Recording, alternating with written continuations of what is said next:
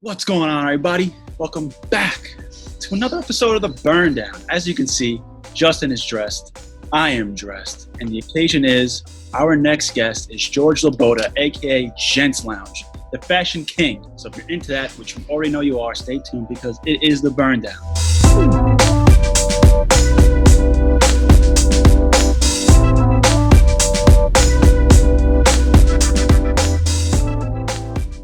What's going on, everybody? Welcome back to The Burn Down. I'm Justin. That's Eric. Today's guest, you want to talk about fashion. You want to talk about style. You want to talk about dapper. You want to talk about being a gentleman. This guy covers all the bases. You guys know him on the gram as Atlas and Mason. You also know him on the gram. He's the part owner of Gents Lounge. We got George Laboda in the building, aka in the Zoom. What's going on, George? Welcome to The Burn Down. What's up, guys? Thanks for having me. Dude, well, thank you for joining us, man. This is going to be one hell of an episode. I can feel it. Dude, I think I've been following you guys since you went to that cigar festival in Pennsylvania somewhere, and I've just been following along. So I'm so glad to actually connect and chat with you guys. Yeah, that was like that was the first interaction. I remember coming out of Cigar Fest, and I was like, yo, this guy George from Gents Lounge followed me. He's like, dude, that's the guy from Gents Lounge. I'm like, shit. So it's been over a year now. So it's been fun. It's been a fun journey. Oh, definitely. And we want to thank you for making us get dressed because I haven't worn a button down and a jacket in a long ass time since. I have not either, man. I've been on this fitness kick trying to run 100 miles in a month, and I've been wearing pretty much gym shoes and gym clothes all day long. Getting dressed up to take a few photos and then going right back to the gym clothes. Yeah, that's pretty much how it is. I mean, it's sweatpants, shorts, t-shirt, and then we come on here and maybe throw on a button down and then go back to the shorts.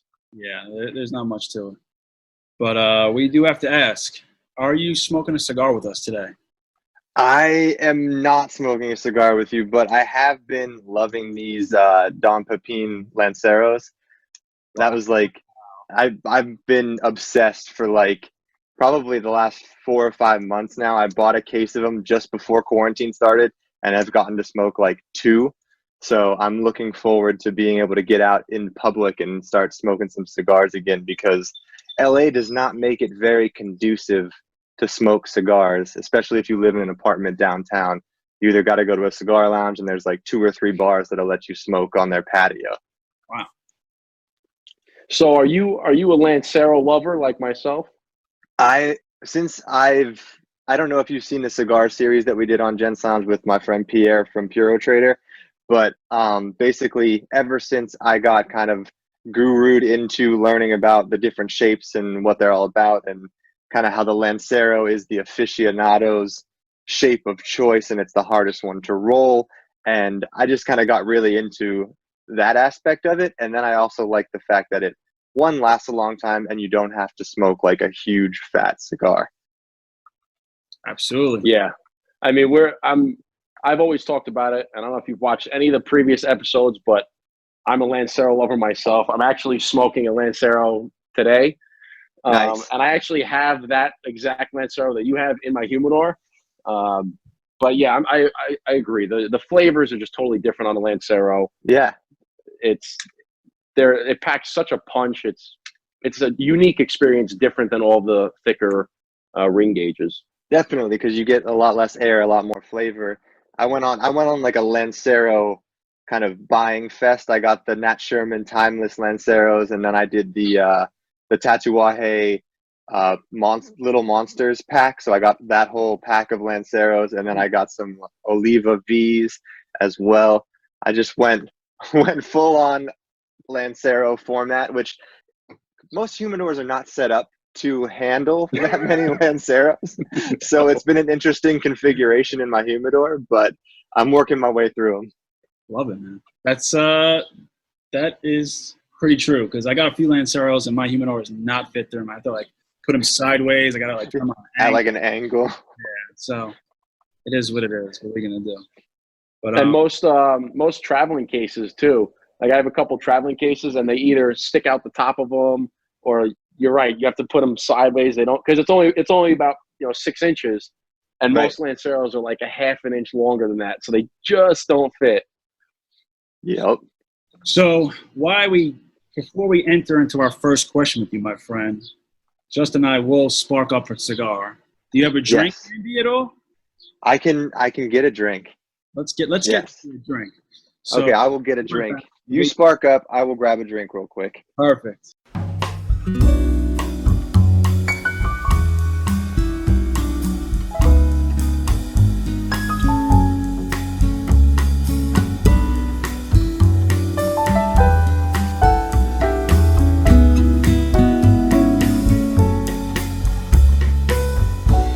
All right, here we go. Oh, there we go. Have you guys tried any of this from Hudson? Their baby bourbon whiskey is so freaking good. Seen those before. I have not tried. Yeah, I've seen them. I haven't tried them yet, though. Definitely give it a shot if you see it on the shelf or at a bar. It is well worth it.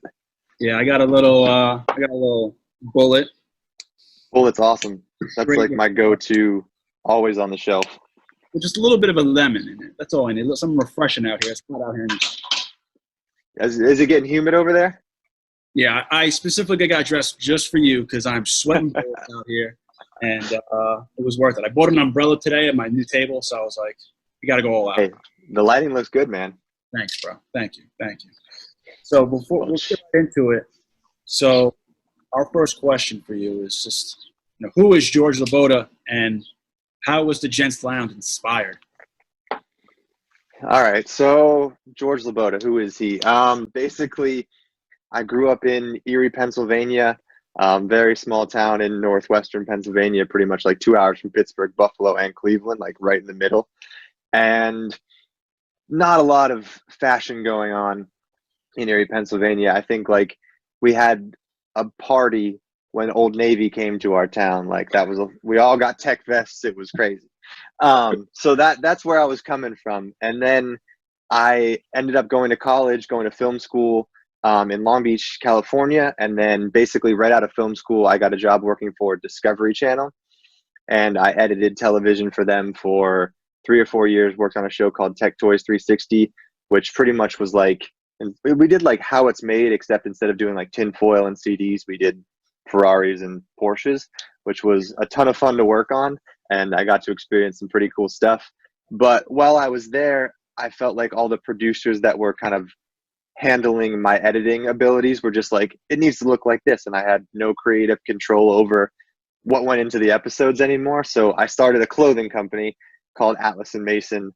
And then Gents Lounge was supposed to be the blog, the attachment that drove traffic to the clothing company. So basically, while I was doing the clothing company at the Discovery Channel, the whole production company that I worked out of decided to pick up and move everything to New York.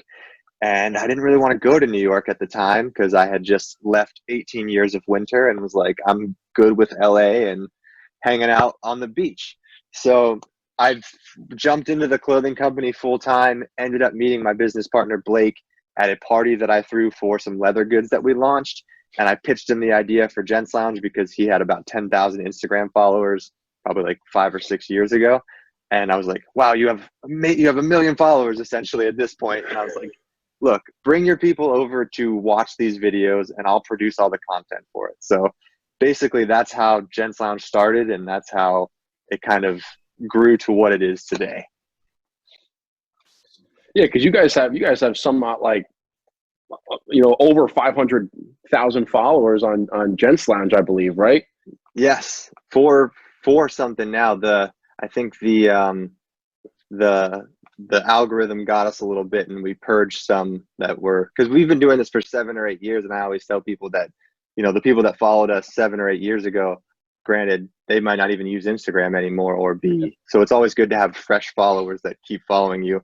Like if you're a new kind of Instagram and you have 10,000 brand new followers, those are 10,000 people that are actually on, engaged, and always looking at your stuff. If you're a page that's 7 or 8 years old and you have 1 million followers, but you lost half of that following that just forgot about Instagram because, they either moved on or got older or follow 10,000 other pages now that it's easy to get lost. So, you know, when you're starting out, if you have a great following and it's a new following, that is very, very good. I mean, that's what we've been hearing. Like, we've had these cigar accounts for, you know, over 3 years now, and not what it used to be. And I was right. We were both growing at a truly rapid race, and I was like, oh, I'll be at 10,000 and no problem. And by like last year, like last May, it was went, it just was down. Yes, the same thing happened to us, man. We went from 0 to 100,000 in the first year of Gents Lounge, and then we went from from 100,000 to 500,000 year 2, and then from year 2 to year like 6, we peaked at like 530, and then like Instagram did that Instagram purge, and we lost about like 10,000 followers, which everybody lost, you know, the fake bots that were following you. And then basically we've just been kind of like steadily growing up and down for the last 3 years, and haven't seen any real significant growth like we used to. It was crazy back in the day. Back in our day, it was a good time. Yeah. I mean, 6 years ago, all you had to do was follow and like a few pictures, and you were like growing constantly. That's what. Oh, yeah. I mean, I look. If you look back at my I don't know about Justin's, but even looking back at my stuff, pictures I put up were terrible, and I was crushing it. And I was like, wow, it's so. I remember texting Justin. I was like, hey man, I got 1,000 followers in like 1 month. I remember texting because he had it before me, and I was like, dude, I'm at like 1,000 in 1 month. He's like, yeah, man, it's gonna keep going. And I'm like, wow, this is easy. And then it was going for a while, and it just. Yeah, I mean, I remember my first photos. I remember my first beer. They're all like oversaturated. I'm using the Instagram filters and the focus thing on it, and I'm just like, ooh, I look back at those and I'm like, could have been a little bit better, but you have to grow from somewhere. You have to start somewhere. At least you're doing something. Yeah, it's nice to actually look back at all the original photos and see how far you've come. Like, man, did I really post that? Like, I wouldn't be caught dead posting that now. Right? Yeah, and you kind of answered one of my other questions was, you know, with all the dilution now in social media, you know, how did you grow the Gents Lounge from where it started to what it is? And, you know, I might as well just ask you that. You know, how did you grow from 0 to 100,000 in 1 year? And then like a piggyback off that is like, for someone who's trying to do it now, like build a brand, right. How would you advise them to go about that? So, I mean, basically at the time, obviously Instagram was like TikTok is now, essentially growing at a rapid rate. Everybody's following everybody, trying to figure out who's going to rise to the top of the pile at this point. So you got a ton of creators doing pretty much the same content, and everybody's going to follow everyone until they figure out who they really resonate with and who they really like. So basically, I guess when we first started, I essentially leveraged Blake's following to help grow Gents Lounge. And at the time, Blake had like 10,000 followers, which was massive for Instagram. Like, nobody had 100K at that time. And if you did, you were like a celebrity.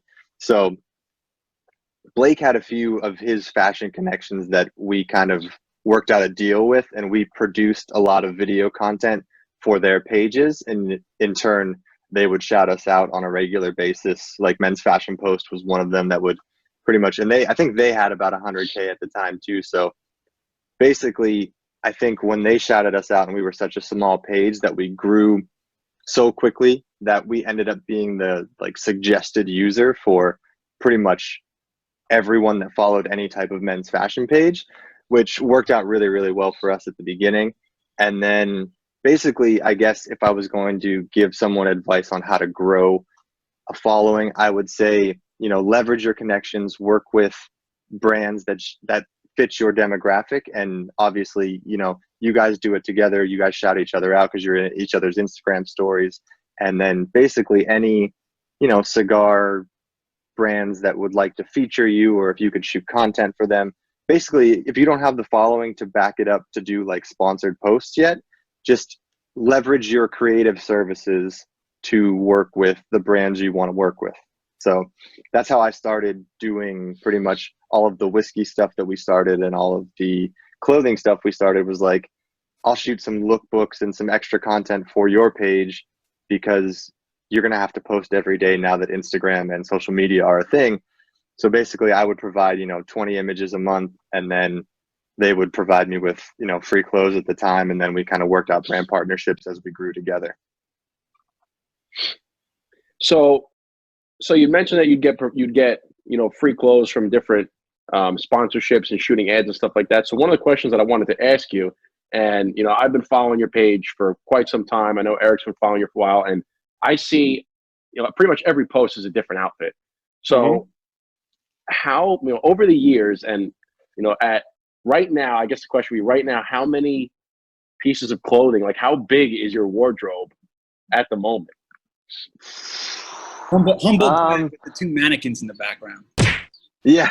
Well, this is blocking the mess that is in the background. Yeah. So basically, like, I try to get rid of a lot of stuff that I either won't wear on a regular basis, or things that aren't necessarily. I don't like to have duplicates of things in my closet. So if I have like a blue striped shirt, I'm not going to have 4 of them. I put a lot of stuff on Poshmark. I give a lot to family. I give a lot to the Salvation Army and Goodwill and that kind of stuff, just because I'm trying to, give back with what I can. And I don't have enough space, especially I live in Los Angeles. Like, we don't have extra rooms to put stuff in. Like, I used to have a basement back home, my basement would be filled with stuff if I lived in Pennsylvania still. But I'd say probably, I'm looking at like 30 coats in my closet right now. So probably like 400 items of clothing. Did you just say 30 coats, like sport coats, like jackets? No, like winter coats for Los Angeles, because we don't even have winter, but I have 30 winter coats for some reason. Wow. Why? I mean, it's a mix of like bomber jackets, overcoats. Lots of overcoats. Just in case snow comes to California, you're ready. Well, see, because I grew up on the East Coast and I grew up preparing for winter. So every time I see a nice coat, I'm like, that's sick. I love it. And then I like mentally make excuses in my brain that I'm going to be able to wear this more than twice a year. And yeah, so I have a lot of winter coats that as soon as it drops below 60 degrees in LA, I'm like, we'll throw a scarf on. Let's go. I'll sweat it out. What's your rule of thumb for buying clothes? Because with me, I don't really buy. The only clothes I really like to buy are clothes like this. Other like jeans and t-shirts. Like, I'll have like one pair of each, just like you said. But like, my thing of buying clothes is like, if I don't love it, as soon as I see it, if I have to contemplate, do I want to buy this? Do I not want to buy it? I'm not going to buy it.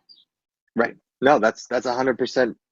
Like, if you have to convince yourself in the store that you're going to wear this more than once, you're probably going to have to convince yourself every time you look at it in the closet that you're going to have to wear it more than, I like to do the kind of cost per wear analysis. So basically, if you buy a coat that's, say, $500 and you wear it for 5 years, probably, 100, 200 times, that ends up being $5, $2.50 a wear. So if it comes out to below $5 or $3, you're in good shape. So like, if you're buying, shoes that you can wear for the next decade, it's a good buy. But if you're wearing, if you're buying like these velvet slippers that you're only going to wear once every New Year's Eve, then, $1,200 Louboutins come out to be like $300 per wear.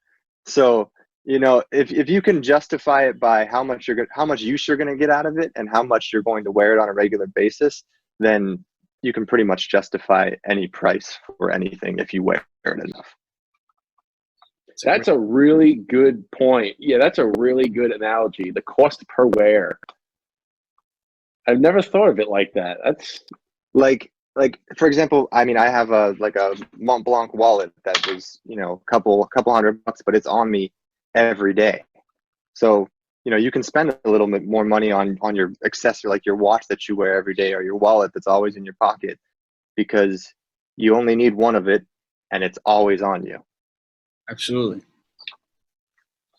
Yeah, I like that. I've been using the that company called Stitch Fix. I don't know if you've ever heard of. Yeah, I've been using them for quite some time, and And that's where I got, I mean, hell, that's where I got this shirt from. And they make it very easy. And this isn't like a Stitch Fix shout out. I'm just saying that they make it so easy, especially in quarantine when I don't have to go anywhere. It's like it just shows up and I try stuff on. I'm like, oh, that's cool. I'll keep that and throw the rest back.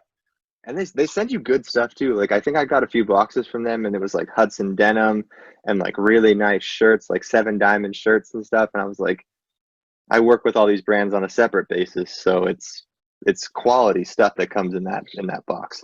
That's awesome. Well, that's good. That's good to know, because I was never, you know, I could never find that brand elsewhere. And I don't know if it's specific, if it's you know, just for Stitch Fix, but I mean, you're right. 7 Diamond? 7 Diamond. Yeah, I've got a 7 Diamond sport coat in there that is great. Yeah, it's fantastic. I'm not sure how their business model works, but I met them at like the fashion trade shows in Vegas, and I know that I don't think they're a private brand. I think they're a Nordstrom, like some Nordstroms, and then they distribute online as well. Yeah, they're great. They're a great brand, but that's definitely a Stitch Fix has been a winner for me. I mean, yeah, that's the dream, right? Just have stuff sent to your door, try it on. If you don't like it, send it back. It's true. My thing was, I like nice clothes. I just don't spend. I like to spend money on clothes like this. So it's hard for me to spend money now because I'm not using it. But like, you look at my closet, I just got a few T-shirts, a few polos, a couple pairs of jeans, a couple pairs of sneakers. I'm a minimalist when it comes to clothes, but when it comes to like nice clothes, I gotta be top notch. Well, that's it's what you wear the most. Like if you're a lawyer or someone who has to wear a suit every day, obviously you're going to spend more money on nice suits. But I see a lot of these guys also that don't necessarily need to dress up every day, and they spend all their money on like a suiting wardrobe where they only get to wear it like on the weekends. And I'm like, I mean, I get it because you like to feel that way, you like to dress up, but like, I don't know, I probably would figure out a middle ground to weave in some business casual in there, like a sport coat with some denim, just to dress up a little bit. Or just use the cost analysis. That's all. Yes. As long as you get the use out of it, you're all good. Oh yeah. So let me ask you this. So, you know, it kind of ties off to Eric being like a minimalist who says, I just have a few things and, you know, I can mix and match them and make a ton of different outfits from those things. So what would be like 3, I guess, fashion tips for somebody who's starting a new wardrobe, or they're trying to, you know, piece together items in their closet or to create a wardrobe? I guess essentially what would be 3 things that you must have, or 3 tips that you can give somebody? So first of all, I would say find a tailor, know him very, very well, and make sure all of your stuff fits perfectly. Because another thing that goes along with kind of cost per wear is you wanting to wear something. And I want to wear stuff that fits the best. Like, it doesn't even matter how much I paid for it. If this jacket fit me the best and it was $50, I'd probably wear it 10 times over my like $800 Hugo Boss jacket that still needs like a little alterations in the shoulders or is a little too boxy. Like, I just want something that fits like a glove. So find a tailor, spend the extra $15-20 to get everything just perfectly fitted to you, and you will be so much happier. You can probably do this with your wardrobe right now and find pants that you don't wear anymore, take them to like some jeans or something and take them to a tailor, get them hemmed and tapered, and I guarantee you'll revamp half of your wardrobe. So that would be probably the biggest tip. And then I guess if you're looking to build kind of a minimalist wardrobe where you want, I guess, to have everything go with everything, kind of find some neutral color palettes. So your grays, your browns, your blues, black if you're into the black look as well. I wear a lot of grays, a lot of blues, a lot of white, a lot of brown, not so much black unless it's like straight black head to toe, like black shirt, black shoes, black pants. But basically anytime you have kind of solid like pants and jackets, you can have a little more fun with your undershirt. So your dress shirt can be that pop of color, or your tie or your pocket square. The things that you don't spend hundreds of dollars on are going to be where you want to add that pop and that flair and that personal style. And then basically if you have, you know, kind of like a navy suit, a charcoal suit, a brown suit, you're set as long as you just pair in different types of shirts, ties, and pocket squares. Now, going from fashion to Gents Lounge cigar carrying cases. Yes. We're taking a left turn.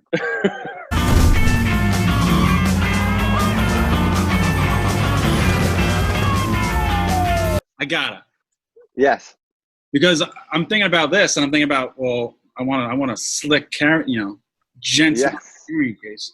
So one, how the hell did you make a Gents Got one for you. carrying case, which is fresh, and how can I get one? So basically, I decided that if we were going to make product, we're going to make product that you can hand down to your grandkids. So if it doesn't last 10 years or more, I'm not going to make anything that has a Gents Lounge name on it. So this is basically, I wanted to find the best cigar. I basically met this guy on Instagram. So this is the cigar case. And I literally sourced the same leather that Prada uses in their handbags. And I used the same stitching that Louis Vuitton uses in all their handbags. And basically I found this guy in Singapore who's this one-man show that literally handcrafted these from scratch, like wet molded them himself. It takes 2 days for these to dry in the molds, and then he stitches them together, seals the ends with like wax and edge paint, and then gold emboss stamps the logo in there. So like basically it takes probably 48 to 60 hours to make one of these. Now, are they available on on the Gents Lounge website? Yes, so they're available on gentslounge.com, and then it'll link to our store, which you can pick these up. So this is probably the third product we came out with. We did candles originally, like we had Gents Lounge like manly candles, which were awesome, except shipping glass was a freaking nightmare. So, you know, most of them made it safely, but a lot of them didn't, which was the sad part. So I think we're going to try to bring those back, just with we're going to get some metal containers this time. And because basically the glasses would work as whiskey glasses after the wax was done. You could just pretty much put it in the dishwasher and use it as a Gents Lounge whiskey glass at that point. But yeah, I think metal is going to be a better option for the shipping purposes this time. I like that's a cool idea, though. I like how you said manly candles. That was so. So basically, we found out that you can use coconut wax, which is essentially kind of the wax they use in like a solid cologne or something. So basically, you could take your finger, rub it on the top of the wax because it has such a low melting point that it would get on your finger, and you could use it as like a spritz of cologne if you needed that extra kind of scent for whatever occasion might be arising. And basically we did the coconut oil, wax, and then we put wood wicks in them. So the wick would sound like a mini fireplace. Like basically would have that like little pop and crackle of a wood fireplace. So it was, you know, like I said, if we're not going to if somebody can do a candle better than us, I would just say, go buy that candle. But if I want to put my stamp on it, I'm going to do something different and make it the best that it can possibly be. Gotta respect that, man. About quality, baby.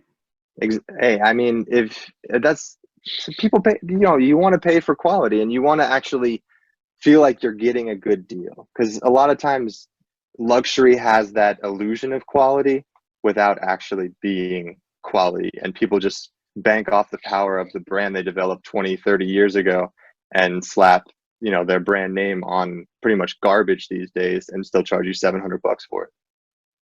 Yep.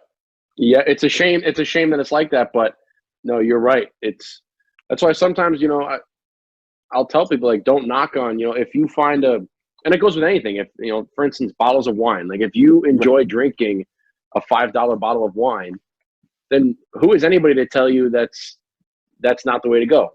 by all means, drink the $5 bottle of wine. If you like a You're $5 literally living the t-shirt, dream. exactly. If a $5 t-shirt from Target fits you perfectly, Right. go get the $5 t-shirt. No one, like, people obviously associate your image with like the illusion that they think of you in general. So if people think, you wear cheap stuff or you're broke, it doesn't matter how much nice stuff you put on, people are still going to have that perception of you just like by how you carry yourself. So granted, a lot of the times, half the things I wear are from like JCPenney or Amazon fashion. And, just because I've kind of built this luxury aura around me that people just assume that everything I wear is super expensive, even though it's not. It just fits well. So I think to end this one, the last 5 minutes. So I wanted to ask you, where did you get your sense of style from? Like you said, people have this image about you of how you carry yourself, it's not just about what you wear. It's more about how you carry yourself and, the confidence of you wearing it. If it doesn't fit you and you're not confident in it, then don't wear it. But on top of that is you've developed such a wide range of clothes and, outfits, and I see it all over your Instagram. So where did you get this sense of style from? So honestly, like probably from my mom, because she was very, very encouraging and was like, wear whatever you want, do whatever you want. And luckily, like, I had enough confidence at a young age to tell other people to just go screw themselves if they were making fun of what I was wearing. Why don't you go fuck yourself, Tommy? And then pretty much in like high school and probably late grade school, I got really into like the punk rock kind of hardcore scene where, I was wearing like super tight pants and like had a mohawk. And basically I got used to looking really, really different from people, and people would give me weird looks all the time. So like, me showing up in a suit now is literally no sweat off my back, because I've definitely looked way weirder in way other situations before. So I think it more comes with the confidence to own what you're wearing and feel good in it, because I feel like anybody can look good in any style if you really put the proportions together and really own it. Like, I definitely try to do the range of fashion. Like, I feel like I could still put on some punk rock clothes and fit in that scene, and I still feel like I could go to Wall Street in a suit and tie and pull that off right there. What about like 2000s hip hop triple XL white t-shirts with the baggy pants? Can you pull that off? I definitely had a tall tee or two in my day. Tall tee, like the 60 different new era hats that match the Nikes. Yeah, I had a whole collection of Nike SBs. Like, I sold my whole shoe collection for like $15,000 and started Atlas and Mason. So that's how I got like the seed money to start my company, was I sold all my sneakers from college. That's awesome. And yeah, I definitely but the proportions of the baggy clothes worked because the shirts were big. Like, the Air Force Ones are massive. Like, they're huge shoes. But if you put on a pair of like Common Projects, like super slim white sneakers with like some baggy pants and like a tall tee, your feet are going to look like you have like ballerina shoes on. Like, it's going to look like you're barefoot. So as long as your proportions are right and correct, you'll at least look symmetrical. You might look a little shorter with all those baggy clothes, but your proportions will at least look right. Yeah, you had to put the baggy sweatpants behind the tongue of the Air Force One. Yeah, you got to pop the tongue out. No, man, I was all there. I had the triple X basketball jerseys. That was everything. You had to stuff a sock in the tongue so the tongue stuck out further too. Had to relace the sneakers so they were straight laced. Everything. Yep. Oh yeah, I used to do that with my with the DC skateboarding shoes. Oh yeah. Mm-hmm. You used to get those. You used to get different colored laces. Put those across. They had a big DC symbol on the side. Yep, I know exactly the shoes you're talking about too. So on the heel. What's that? On the heel, the DC. Yeah. Like the giant skateboarding DC shoes. They had the big ass fabric on the front for whenever you wanted to do a kick flip or something. Yep. They had all that. So let's end this one here, and we'll hop right back into it. Perfect. Boom. All right, so we're back. So I'm going to ask another question, and it was kind of a part two to when I asked how many clothes you have in your wardrobe. And you had mentioned that you sold your entire shoe collection of sneakers back from high school, made $15,000, started Atlas and Mason. So how many shoes have you acquired since then? Like, how many shoes do you have right now? Because every outfit, we all know that it starts at the feet. So how many shoes do you have? Yeah, I saw that in the background. You said that those mannequins were covering up a lot of junk, and I noticed you have a lot of shoes back there. So this is probably like a quarter of my shoes. So then there's the top shelf of the closet over here, and then I have another closet in my actual bedroom that's probably got another 20 some pairs. I get a lot of shoes, and I actually love shoes. Shoes are probably like my favorite thing to like style and wear. But what's funny is that when I find one pair of like boots or shoes that I really like, I'll only wear those.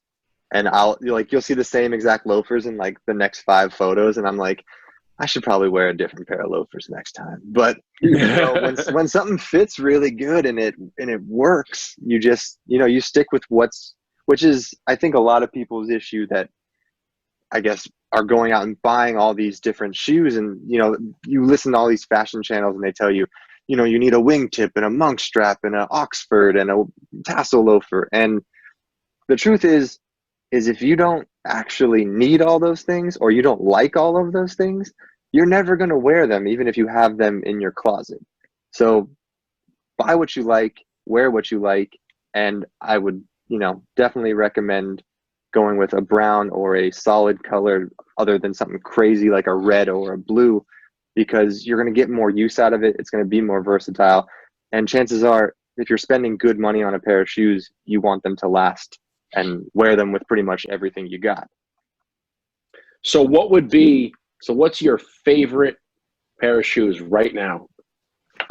So I have these Santoni tassel loafers that I've been wearing pretty much since I got them, and they're probably like a year and a half old.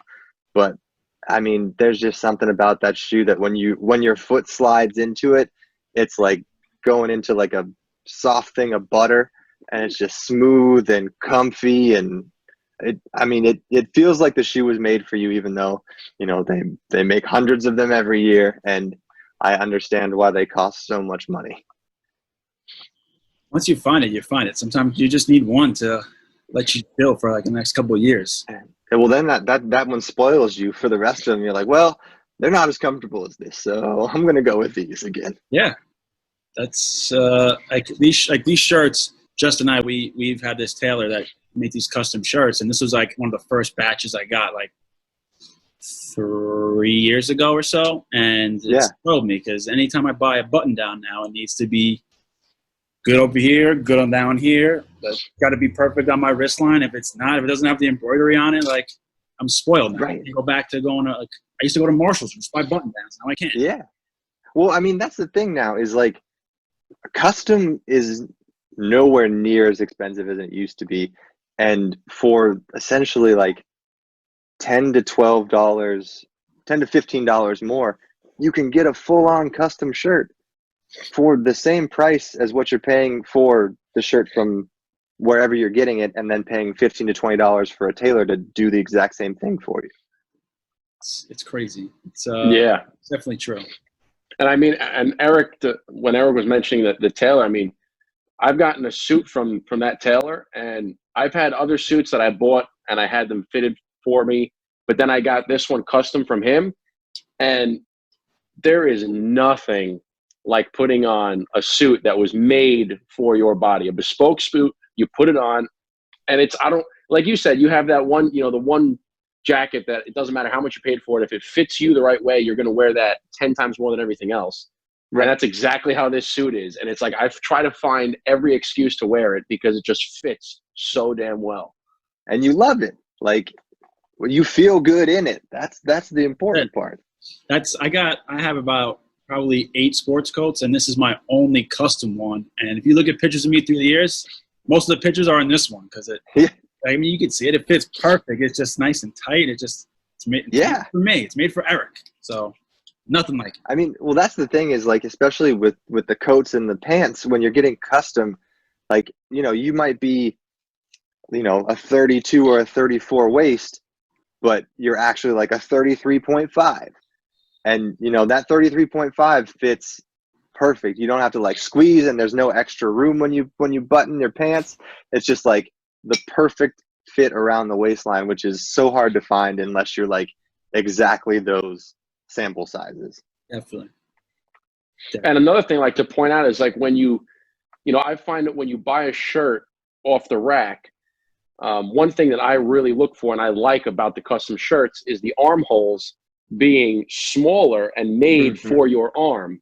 But if you buy them off the rack, a lot of times the armhole dips down too low, and there's really nothing you could do about that. You can't, no matter how much you get it tailored, you can't really shrink that armhole. That's one of the things. It looks like you got wings.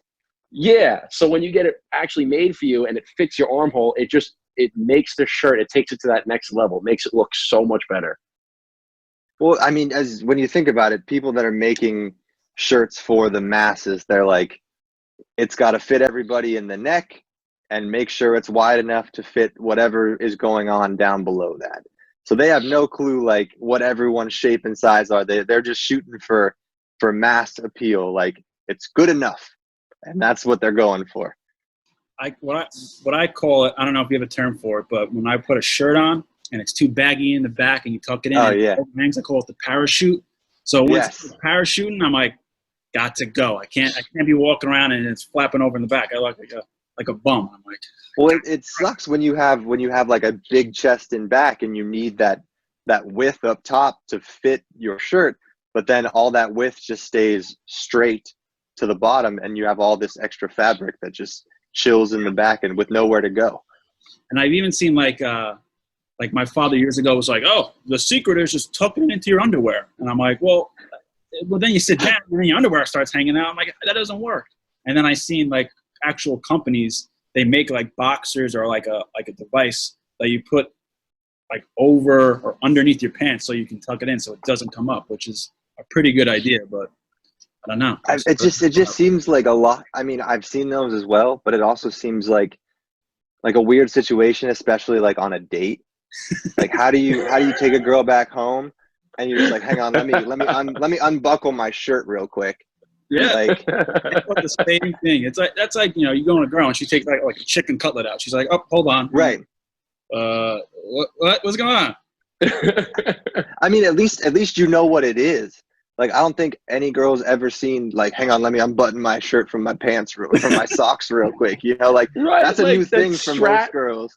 That strap that you hold on, like you take your pants off, you have this contraption that like this bungee cord from your sock to your shirt. Like, hold on, let me. God forbid that thing slips off and hits her in the eye. Right? Like they need something that you can just like unvelcro at exactly the time you're unbuttoning your pants, so it never sees the light of day.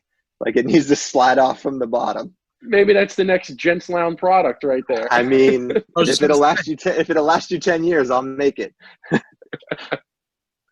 Eric, go ahead. No, go ahead. Well, I was going to go away from fashion real quick, but if you have another fashion question, shoot it. Yeah, well, the fashion question, I mean, this is kind of going towards Gents Lounge, but we had just talked about products. So what's like one of the products that's coming down the line for Gents Lounge? I know you guys just came out with cigar cases, but do you guys have ideas that are coming down like in the future? So we're actually partnering with this guy in New York who does custom cufflinks, and basically he's in Bloomingdale's and Neiman Marcus, not Neiman Marcus, one of the ones that's not going out of business right now. But he's in those like kind of higher end stores, and he sells pretty much like, I think they're like $150 to $300 cufflinks. So we're working on like 2 custom designs. Blake's going to design one. I'm going to design one. So we're going to partner with him and do some custom cufflinks, which I think that's kind of our goal for this year, is to just do a lot of partnerships with brands that already do things really, really well. And we're just going to kind of help put our design stamp on it, not necessarily taking away from the quality of what they do, just kind of our inspiration as to how we see it. Because one, we want to work with good companies that make good stuff. and two, we still want to, you know, work with and promote the companies we've been working with for the longest time. So hopefully, I don't know if you guys are familiar with Taft at all, but hopefully I'm working on trying to do a shoe collaboration with Corey from Taft. So hopefully we'll see a Gents Lounge Taft shoe coming in the next year or two. And then the same guy that did my cigar cases, I do want to do a few different leather goods with him. So we might do some wallets and like passport cases and just kind of more luxury, I guess, travel accessory type stuff. Well, whenever you get all of that stuff, I mean, the cigar case, the wallet, the passport case, working with the cufflinks, let us know because we want to go. We want to get some of it. So. For sure. I want to start putting in my pictures. Got to get involved. There you go. So I mean, I have a passport case that I use right now that is shit. It was just one that I happened to find in my office. I'm like, oh, perfect. I need one of those. So I'm due for a replacement. I got one coming for you. But so basically when we did these, I wanted them to be big enough to fit like larger gauge cigars. So that was kind of a big thing. But I also wanted them to be small enough that would still fit in a suit jacket pocket. So it's like, it's pushing the limits of the suit jacket pocket, but it will hold your larger cigars. And like, you can pretty much fit like 2 Lanceros in one of these holes. So it works out really well. No, that thing's beautiful. That's something I definitely need to acquire in the time being. Yeah, because that's because those cases, like Eric and I don't know if you've seen, you know, we might post some of the pictures with our cases, but a lot of the cases we have are bigger cases where if we're going to cigar events, like we're going to Cigar Fest, I have a case that's going to hold 30 sticks in it. I can't put that big ass box. I have to walk into a party like carrying it. But yeah, like everyone's got like the like Zycar like Pelican looking case that's like got all the latches on it. It's waterproof. You can throw it in the ocean. It'll be okay. That's exactly the one that we got. But if we're going to, you know, we go into the city a lot. Well, we used to, not right now. But when we go to the Carnegie Club, I don't want to be bringing that to dinner and then bringing it to the car. I want something that goes right in the pocket, slide it in there. Nobody knows it's even there. And then when you can pull it out. So you got 3 cigars, 2 for you. You can share one if you're nice. And that's probably the amount. If I'm going out like to a wedding or just like some kind of gathering, that's usually the amount of cigars I'll bring. It, you know, unless people are like, Eric, you need to bring the cigars, but no one says anything. I'm usually bringing like 3 cigars, so that's perfect. Yeah. But to stick on the topic of cigars, you know, I've watched your YouTube, you know, videos of, you know, lighting cigar, going over cigars. I remember the one video you did where you were actually in a lounge. I forgot who you were sitting with. But he gave a whole tutorial about cigar. You know, he gave the whole shebang. That was Puro, right? That was Puro. That's Pierre. Yeah, from Puro Trader. Yeah, so that was sweet. So my question is, you know, were you always into cigars, or like kind of getting in this lifestyle kind of brought you to cigars? Because, you know, sometimes this is what you know, being fashionable, cigars are usually the next thing. Right. So honestly, like my dad always smoked cigars growing up. Like he always had a cigar on the golf course. He used his cigar to light the 4th of July fireworks, like, you know, put the ash right in the thing. So like I was always kind of around it, and I don't think I really got into it until I honestly met my father-in-law, who was really into cigars and had a lot of interesting kind of Cubans and some more rare stuff, because basically I guess the stuff my dad was smoking was good, but I never really quite enjoyed it. Kind of like, I guess if you grow up drinking whiskey and think Jack Daniels is the only thing out there, you're like, I get it. I feel kind of cool afterwards, but not my favorite. And then you taste something like a Macallan or a Glenlivet or something, you know, with some smoothness and some age on it. Then you start to really appreciate what a cigar can be and really get into those flavors.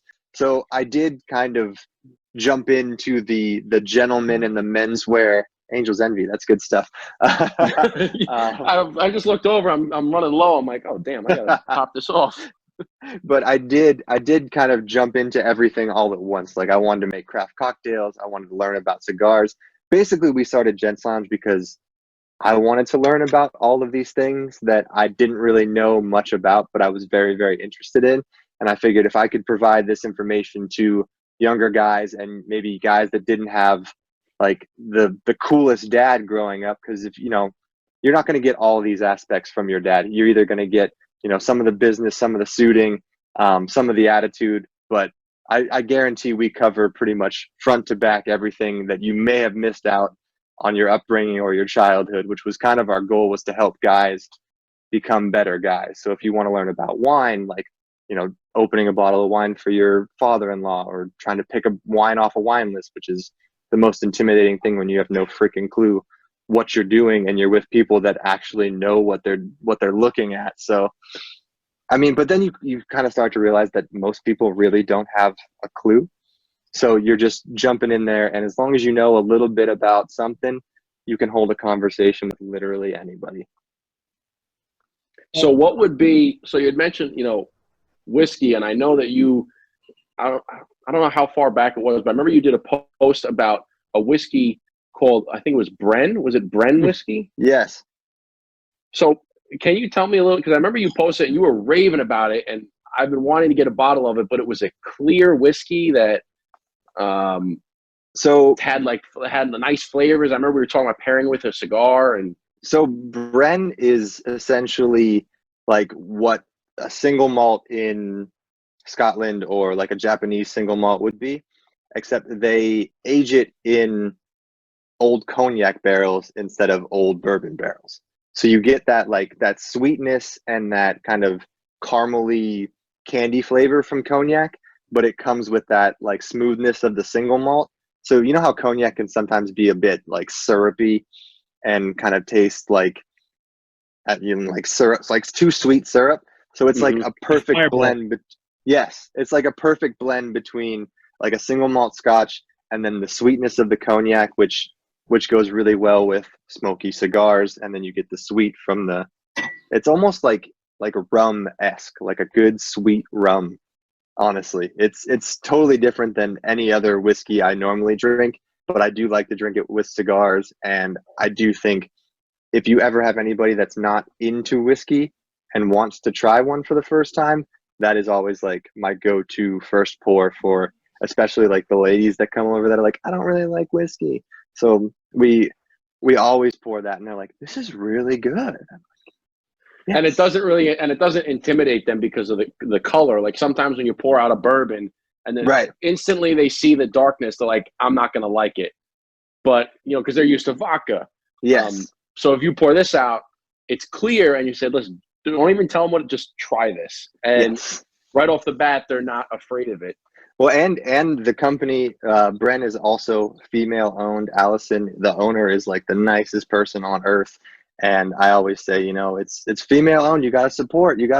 So they'll always at least take one sip or two, and then, you know, it's downhill from there. I'm done half a bottle by the time we're done with the conversation.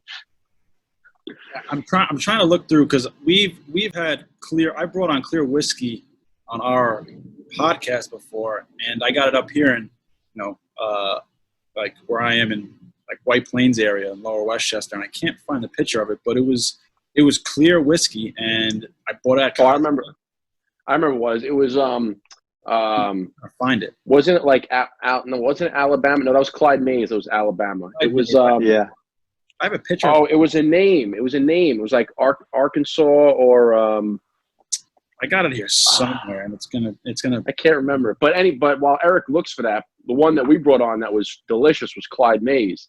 Yeah, and that had it almost had like an apple flavor to it.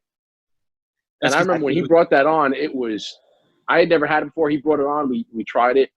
And I'm like, man, this is delicious. This is going so well, because with a cigar is one of the things that I like to drink with cigars is Grand Marnier.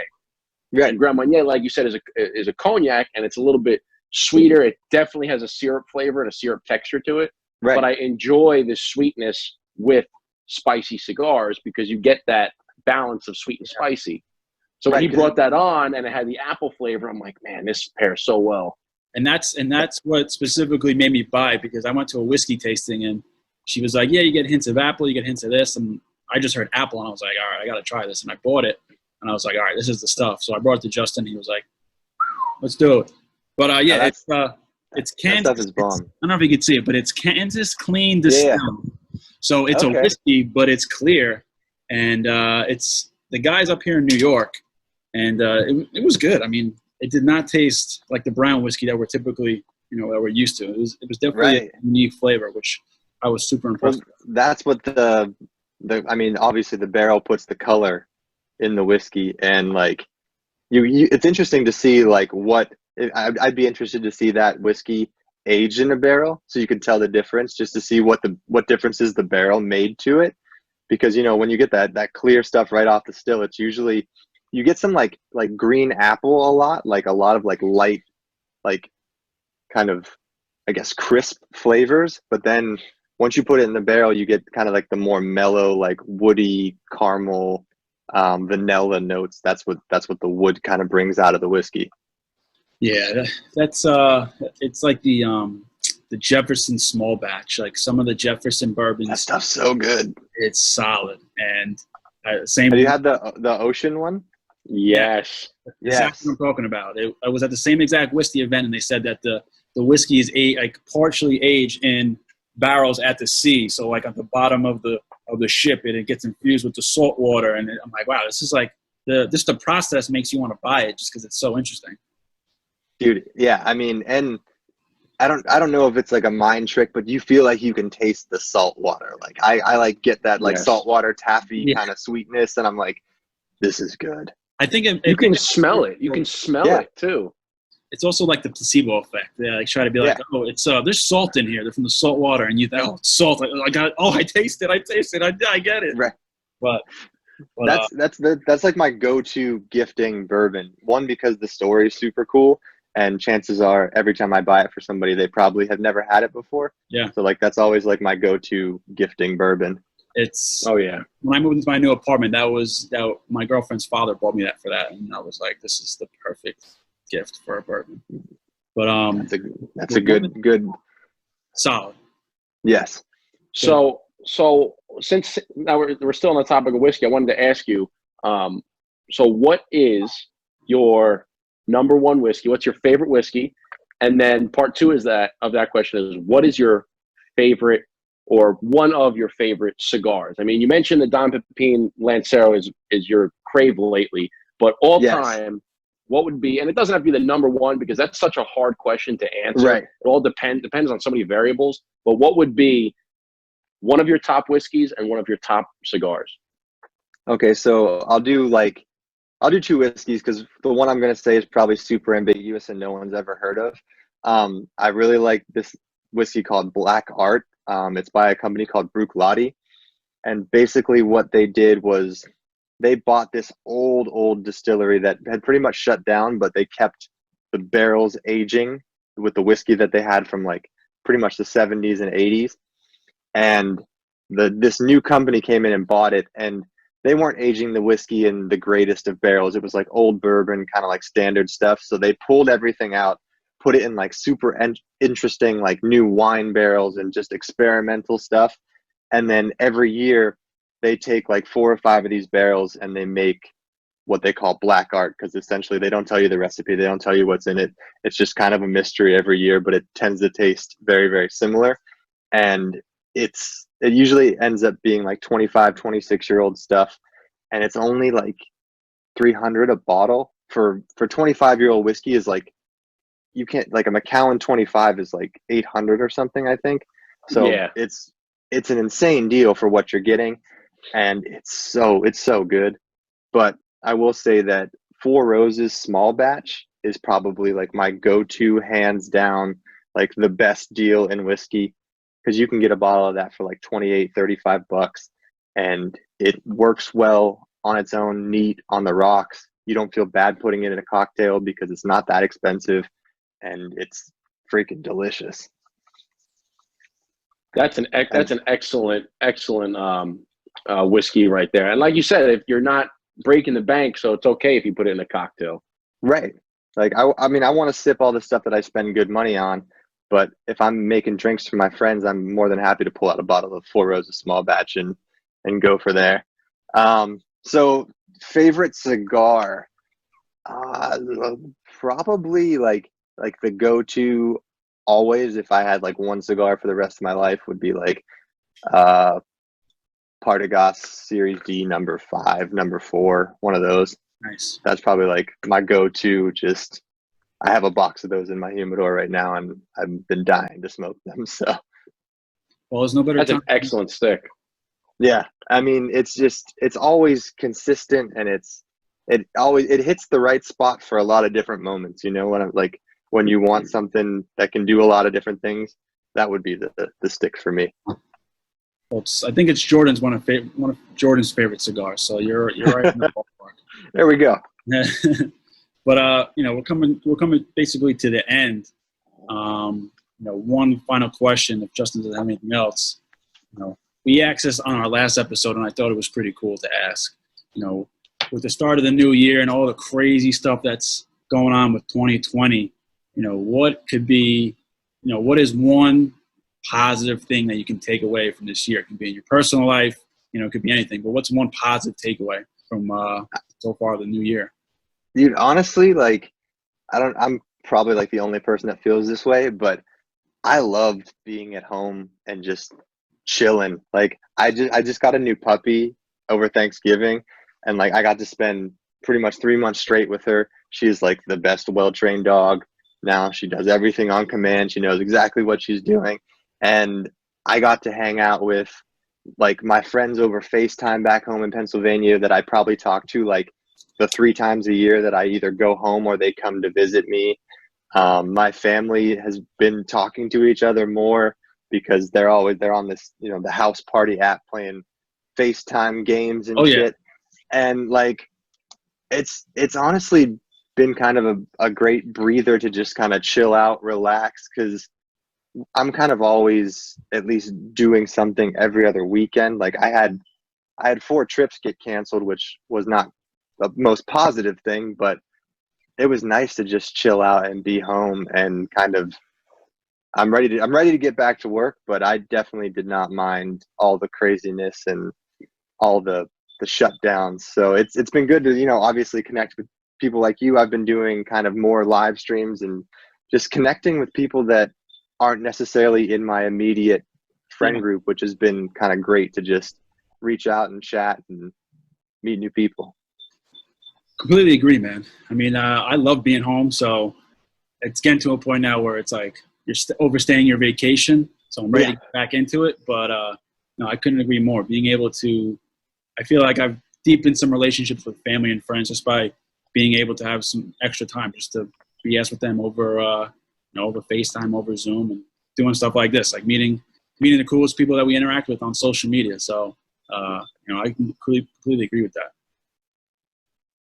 Yeah, I agree with both you guys. It's one thing that I took out was it makes you appreciate the little things that you took for granted before shutdown. For instance, like going out to the restaurants, going to a bar, or like you said, you're so busy with everyday life that sometimes we forget to stay in contact with our loved ones. Like you said, your friends back home, you only get to talk to them a few times a year. But now that we're all home, it makes us realize what's really important, and we get to connect with all of our friends and family on a more frequent basis, and we get to appreciate the little things that we took for granted.